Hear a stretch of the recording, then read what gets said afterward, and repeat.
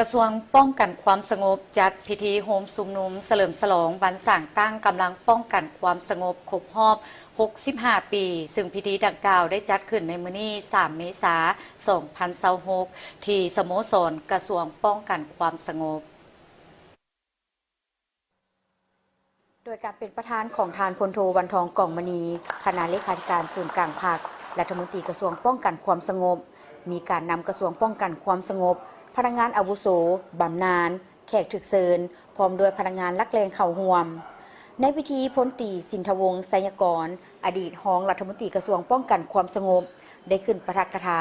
เกี่ยวกับความเป็นมาของวันสร้างตั้งกำลังป้องกันความสงบ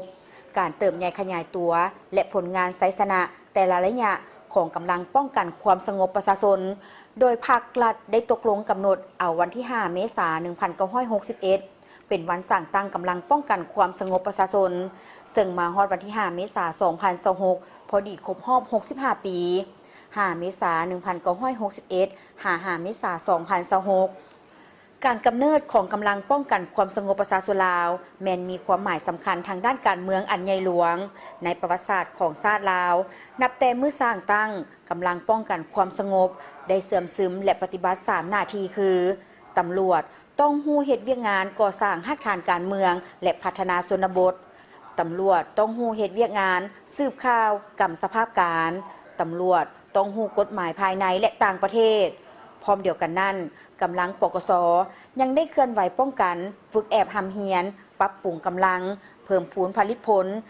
หาเลี้ยงกุ้มตนเองด้วยการสร้างพลาธิการกับทีทั้งขนขวยก่อสร้างหักฐานซึ่งได้หับความหักแพงอุ้มสู้ช่วยเหลือจากประชาชนบรรดาเผ่าตลอดมาถึงว่าในเบื้องต้นกำลังเฮายังอ่อนน้อยการประกอบอาวุธ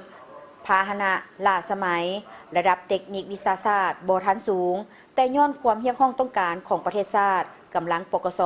ได้เด็ดเดียวเสริมขยายน้ำใจหักชาติหักความเป็นเอกราชและพื้นแผ่นดินอันอุดมหังมีของตน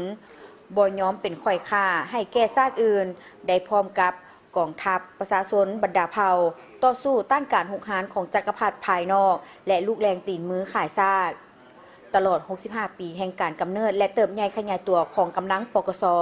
ภายใต้การนำพาของภาคประชาชนปฏิบัติลาวแม่นประวัติศาสตร์แห่งการทดสอบอันใหญ่หลวง